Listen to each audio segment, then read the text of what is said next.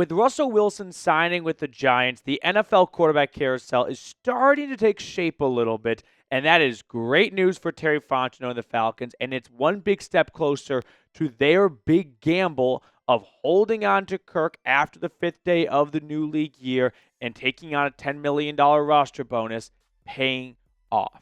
Because it's basic, simple math, actually. Look at the quarterback carousel with me. You now have 3 legitimate vacancies: the Pittsburgh Steelers, the Cleveland Browns, and the Tennessee Titans.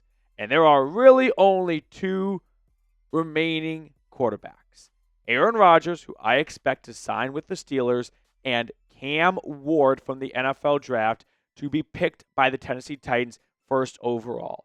And now you've got the Browns on the outside looking in, which leaves Kirk Cousins as one of the better viable options for Cleveland to pursue. And this was the gamble the Falcons made. They saw Giants, Steelers, Browns, Titans, Russell Wilson, Aaron Rodgers, Cam Ward. Someone's not going to have a dance partner. And that someone is going to call Atlanta for Kirk Cousins. And this is what the Falcons have been waiting for. And with Russ going to the Giants, we are now one step closer to hopefully being done talking about Kirk. I don't know if you guys, you probably do, feel the same way. I'm getting over it. I'll be honest. I know that I kind of have to talk about it. It's the number one news item, and I would not be doing my job to the fullest if today I just pretended like that didn't happen yesterday. And let's look at some round 2 draft targets for Atlanta. Like, that would not be front page news when Kirk Cousins might be getting that much closer to getting traded away. So I know this is an ongoing joke in the channel. I'm not going to say Kirk Cousins is a Brown just yet, but he might be a Brown. I'm very close to saying, Kirk Cousins, you are a Cleveland Brown, but I'm not going to have the same amount of confidence I had last offseason, which if you know, you know. One big reason why is because of what Albert Breer had to say earlier this week. We talked about this on Monday's channel, where something that could be a hurdle for a team trading for Kirk is he does not want to find himself in the same place he was last year, going to a team that then takes a quarterback in the draft. So Kirk might decide, you know what, I'm going to use my no-trade clause until after the draft is over, at which point I know which teams have a rookie quarterback they want to start and which teams don't, and then I will go to a team that does not have a rookie quarterback looking to push me out like I just went through this past season in Atlanta. So that's kind of the latest on the Kirk Cousins front. Fontenot and the Falcons making a big, big gamble, and I guess a $10 million gamble is probably the better way to put it. But if a team does trade for Kirk, they can use some of the trade leverage to offset the salary that the Falcons owe. I don't expect Atlanta or any team that's trading for Kirk Cousins pays the entirety of his now $37.5 million salary. There's going to be some split between the two teams. Now, I've been talking a lot about a trade, and now I want to look at what Atlanta could get in return. Josina Anderson tossed out a 3rd-round draft pick. I don't think Atlanta's anywhere near a 3rd-round pick for Kirk. I think this is probably in the neighborhood of what to expect. A conditional 5th-round draft pick. I think it could be like the Calvin Ridley trade. Kirk Cousins goes to the Browns for a 5th. If he plays 50% of the snaps, it elevates to a 4th. If he plays 50% of the snaps and the Browns make the playoffs or the Browns re-sign him, it can jump up to a 3rd-round pick. So I think there's going to be some levels to it similar to the Ridley trade, and this is more in the neighborhood of where I expect Cousins to yield in a trade. I think a 3rd straight up for Kirk would be music to Terry Fontenot's ears, and it's music that no one is playing right now. So with that being said, I will also add, if no one does come calling for Kirk Cousins, that's going to be a tough situation for Terry Fontenot, which I will explain more in a second. But I always love to get your opinion, your thoughts on these topics. So let me know if you think the Falcons should trade Kirk Cousins. You probably know where I stand on this. I believe they should, and this is from a human element. This is not from any kind of major financially motivated reason. Sorry, I can't spit the words out today. Or just draft capital. I think it's more rooted in, I would like to have Michael Penix's backup want to be there. Crazy thought, but I think your young quarterback should have a backup who is there and is completely invested in being a backup for a developing quarterback. Not a backup who is probably not going to have the best attitude all year long and is a little pissed off to back up the starter who he did not envision being selected in the draft, since he came to Atlanta for the sole reason to finish his career here, and that got pulled out beneath him. The nightmare for Atlanta, though, is no one calls for Kirk. It's really just a $10 million nightmare, but it's still a little bit of a nightmare. I think it's probably like the nightmare of you did not study for an exam and then you walk into class and you have a test that day, or my personal nightmare despite graduating college in 2020. I skipped a class for the whole semester, and then the day of the finals here, and I realized, oh my God, I haven't been to this class once, and I got to take this exam. That's probably on the nightmare scale where this is. But if no one comes and calling for Kirk Cousins, and August gets here, and the Falcons realize, wow, no one has any interest in Kirk, and we don't have interest in him actually being our backup for the way things ended last year and during the early portions of the offseason, now we have to release him, and we paid him $10 million for nothing. And when I say we, I mean Arthur Blank. And Art may not be super stoked about that. All right, before we get on to the second half of today's video and completely switch gears and talk about Raheem Morris and Terry Fontenot going to the same pro day together, which they did for a certain someone last year, I do want to fill everyone in on our friends over at PrizePicks. PrizePicks has an awesome deal for Falcons fans. With over 10 million members and billions of dollars in awarded winnings, they have made daily fantasy sports accessible to all. You just pick more or less on at least 2 players. Basketball season is heating up, and PrizePicks is the best place to get real money action while watching your favorite sports. You can now win up to 1,000 times your money on PrizePicks. Here's an example for opening day, which is going to be tomorrow. It's already here pretty much. You can take the more or less on a handful of great selections here. So download the app today and use code CLNS to get $50 instantly after you play your first $5 lineup. All of that information is in the comments and description of today's video.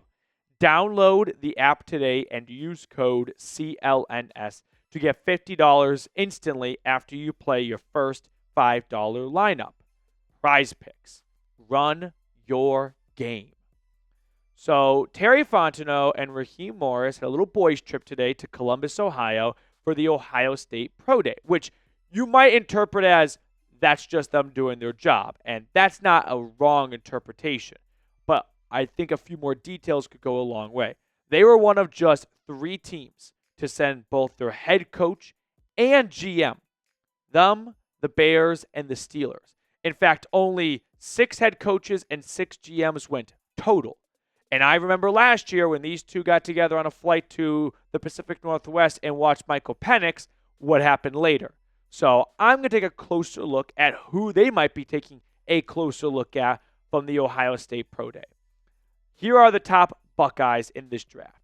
I don't think they're there to watch the offensive line. I could be wrong. Maybe they want to find a new blindside tackle for Penix, but I'm going to look past Josh Simmons and Donovan Jackson for now. Same goes for the 2 running backs. I don't believe they're going to go with Emeka Egbuka. So if they're going there together, I don't think it's to watch more of a later round 3, early day 3 kind of guy like Will Howard or Denzel Burke, which really just leaves me with 3 options. Jack Sawyer, Tyleik Williams, and JT Tuimoloau. So let's break these 3 players one by one down. Starting with Jack Sawyer, who, get this, was a huge-time recruit like a lot of other players at Ohio State. He has an incredible motor. His effort is second to none. The power, the brute strength is there, and it showed during Ohio State's run to the national championship and what he was able to put up in the college football playoff. Looking at his numbers, for being a big-time recruit, didn't quite live up to some people's expectations, but he was a team captain, and he caused a lot of chaos for opposing teams, especially in the college football playoff, Remember, he had that strip sack on Quinn Ewers to pretty much seal the win for Ohio State. I think he's going to be a solid defensive end at the next level. I don't expect him to be a star for any team. I think he's going to be more of a round 2, possibly a round 3 guy. So that's kind of the background on Sawyer. If you're looking for a football player, someone who's going to be a fan favorite, someone who's going to have incredible effort and is going to win with strength despite not having really great speed or agility, he's your guy. Now, the next player, get this, another big-time 5-star recruit for Ohio State a few years ago, and the Polynesian Player of the Year coming out of high school, it is JT Tuimoloau. He had 12.5 sacks in a breakout year, a little bit of a late bloomer for being a 5-star recruit, played all 4 seasons in Columbus. Now, similar to Sawyer, he's not the best athlete, and that's why I don't expect him to go round 1. I think he is more of a round 2 guy. Probably goes a little bit earlier than his teammate Sawyer because of the production he had this past season, plus what he was able to do like Sawyer in the college football playoff. He had 3 pass breakups all year, 2 forced fumbles. He was incredible in the final 4 games of the season. I think there is a little bit of a higher upside with JT here. I don't want to say he's a better athlete than Sawyer because I don't think they're all that far apart, but some scouts might look at that and go, hey, the slight edge when it comes to his speed, although it's not really – I don't want to give this impression that he's like way faster than Sawyer. They're really in the same category in a lot of ways, but he might be a slightly better athlete, but Sawyer's probably got a little bit more on the strength column. And then finally, it is Tyleik Williams, who unfortunately, just before we started filming, went down while running his 40-yard dash at the pro day. He is a nose tackle. He came into Ohio State like around 360 pounds, just an unplayable weight, but he got that down to a more manageable weight, more in the neighborhood of 320-ish. I think at the combine, he actually came at the combine at 334. Now, maybe Atlanta is there to watch Williams as they search for a Grady Jarrett replacement, although I don't think we should look at him as a Grady Jarrett replacement because the pass rush upside was very prevalent with Jarrett. This is more of like an Onyemata replacement, an Eddie Goldman replacement, although Onyemata is still on the team. He is a deep interior type of defensive lineman.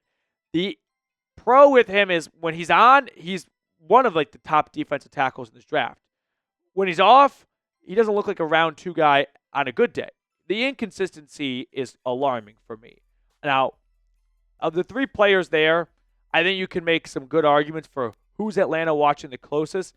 It's likely all 3. If I had to pick one, I'd probably go with JT. I feel like the 12.5 sack campaign might be someone the Falcons are looking at and thinking, hey, if we plan to double dip at edge, who's our number 1 guy in round 2? I'd be very surprised if at pick 15, any of these guys are the selection.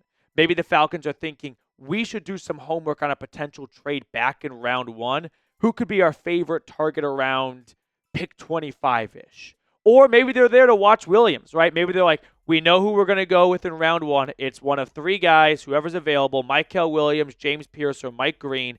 And now we want to find a new interior defensive lineman. The only thing with that one is like, you just took one in round 2 last year, Rook. And it doesn't mean you can't go back to that well again. And this is more of a 1 technique where Rook was more of like a 3 technique. So not quite the same position, but it would seem like slight overkill when you took Rook, Brandon Dorlus, Zion Logue. I mean, a lot of interior defensive linemen last year. You're going to use another early draft pick on one. I think maybe you attack edge again or go corner, but I guess more is more when it comes to the Falcons' defensive line. So speaking of Ohio State's pro day, let's wrap up the video with this. Shout out your college. You guys all know where I went, and a lot of you really hate that, but oh well. So let me know where you went to school, who your school is, who you watch on Saturdays down below in the comment section.